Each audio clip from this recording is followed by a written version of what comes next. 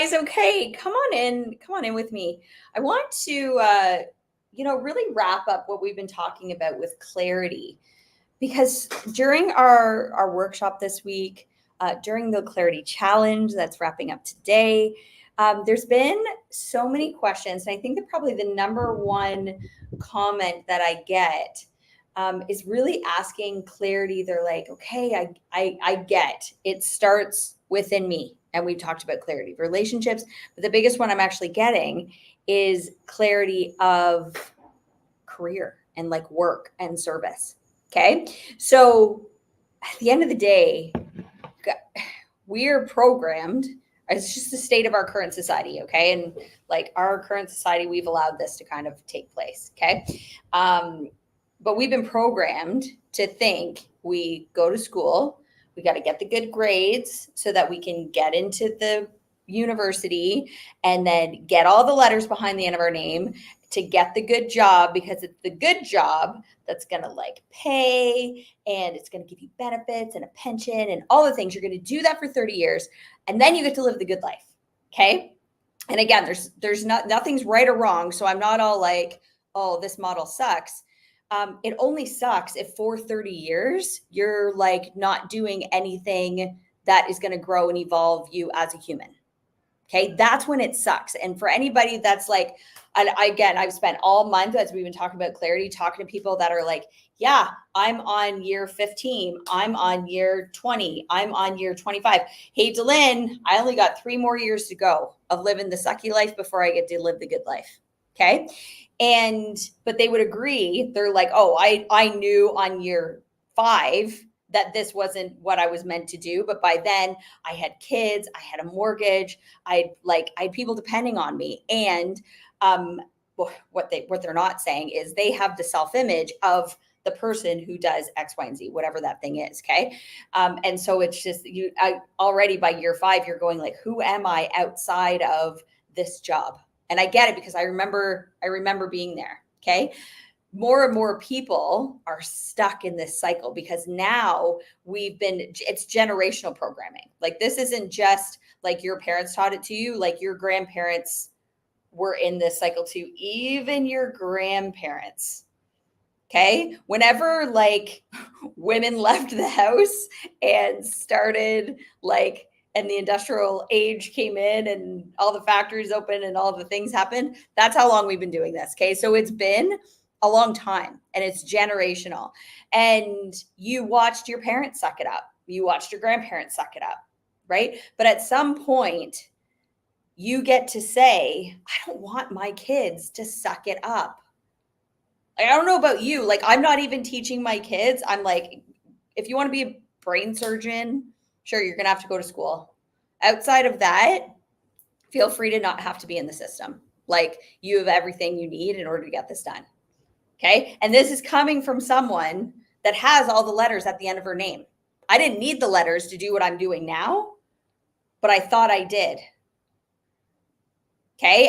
And I know a plethora of super wealthy, healthy, happy, successful people that don't have any letters at the end of their name. Okay. They're actually, if you're thinking about it, there's no common denominator here. It's not it. We were just programmed to think that it is. Okay. So at the end of the day, though, what I want to remind you is there's no guarantees in life. Okay. Like my own dad retired and within 2 years he was dead. Getting ready to live the good life and he's gone. He's not in the meat stick anymore. Okay. I don't know about you, but I've really wrapped my head around the fact I'm like, I don't ever want to retire. I don't want to retire. I want to keep being of service to humanity because that's what we're meant to do. It's going to look different, right? It looks different now than before I had kids. And it's going to look different in this time where I'm like raising my kids and they're like dependent on me, to when they like fly the nest, to when I'm older and my body may or may not do certain things. Okay. I mean, it's not my job to do cartwheels. So I think we're safe there. Right. But this is where you get to live the good life now, is what I'm trying to say. Okay. There's no guarantee in this life unless you can see them. And this is what we've been talking about with clarity. Okay. The good life might not ever come for you. I've had friends that have died suddenly in their 40s, not even close to the age of living the good life. Okay. There's no guarantees. And so when I say you have to see it, this means having clarity in your mind where you're going, and like every single step is along the path that brings you joy. Like the moment, I don't care, guys, this is the first thing you got to wrap your head around. I don't care how long you've been in the job. If it doesn't feel good anymore, it's time to say thank you for serving me this far, for teaching me all the things. What else is possible? And the moment you start asking yourself what else is possible, other things become possible. And I get that. That's why I say this is the first step. It probably took me 2 years. It did take me 2 years. I started like dabbling in my business, and I always thought it was going to be like my side hustle. Okay. And then I moved out of, I don't want a side hustle. This feels good. This doesn't anymore. And like, I like this, but I don't love it. I love this. This one pays more initially, but I see this. I see where I'm going with this. Okay. So here's where I want to give you some tips, okay, on what to do. But first you have to actually recognize that, you know what, the thing you're spending 8, 10, 12 hours a day is bringing you joy anymore. Okay. So what I want you to do first is some self-reflection.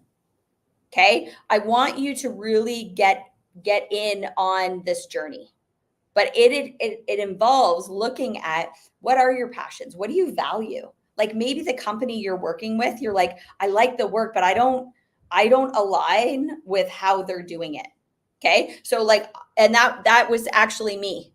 Like I worked in the healthcare system, super cushy corporate job, climbing the corporate ladder, but I was like, I don't agree with how we're doing health. I don't agree with it.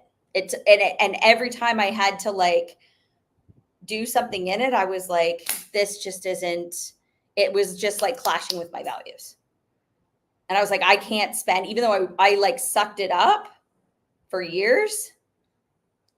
But after like year 15, I was like, there's got to be a different way to do this. But once I started thinking, right, and started doing my self-reflection, okay, this is where it started to come to me. Like, how can I teach about health in a different way? How can I do health in a different way and lead by example? Okay. So the next thing I want you to do is I want you to define what is success to you. Okay. So I for one have adopted Earl Nightingale's definition of success, where he says success is the progressive realization of a worthy ideal. It's progressive. You have to know you're successful right now, right here, right now. Whether you're year 2 into your career, year 20, or year 30, it doesn't matter. Even without this career that you're in, you're more than your job title. That in itself might hit home for you. You are more than your job title. I realized I was more than my job title when I went on maternity leave and the hospital didn't shut down. I was like, what? I was just like, I bust my ass for this place and it's still functioning without me. Okay. And I promise you, if you croaked it tonight, they would replace you tomorrow. Okay. And that's okay. Their business is designed. Ooh, I'm sitting right by the window here. Their business is designed to do that. If they had to shut down shop every time someone went on maternity leave or died or needed to take time off or went on vacation, they wouldn't have a business anymore. Okay. I get that. But you got to define what success looks like for you. And you got to know that you're already successful. You also need to identify what are your core values, your non-negotiables, so that anybody that you partner with, and that's what your employer is, by the way, it's a partnership.